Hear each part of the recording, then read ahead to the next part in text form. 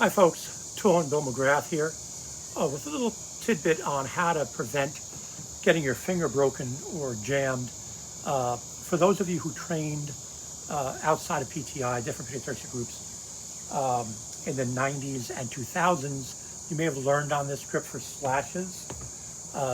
I've written before on the dangers of that. I'll put a link to the article below. But essentially, in a nutshell, your finger gets jammed if you hit something unexpectedly, or you're also cutting off the amount of blade you can use for your cuts. So, how to keep your fingers safer. This comes from pistol work in that, when you're ready stance, you have the forefinger, trigger finger, out along the frame, and then you insert it into the trigger guard. When you do that, and you're readying the finger on the trigger, let's call this the first bone, second bone, third bone out from the hand.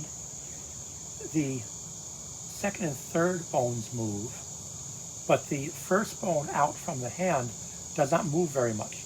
If I were to close my fist, yes. But if I just put the finger on the trigger, not so much, right? So you can do the same thing with your knife grip. So instead of going from the forefinger here to a full grip, with the thumb locking the finger down, try just the last two bones moving. You'll see there's a little gap in here, and you'll see that knuckle is pointed towards the opponent. You'll still get the same biomechanical advantage of having your forefinger pointed at your opponent for accuracy, but instead of pointing with the tip of the finger, you're pointing with that knuckle. So watch from the front. So you go from here to here, that forefinger knuckle is pointing. Here to there, or here to there.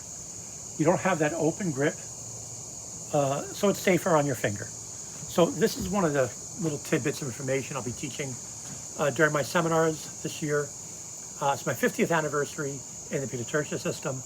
I'd like to do some final polishing with people on their technique. So if you'd like more information on my seminars, I'll also put a link to my seminars page down below. Thank you.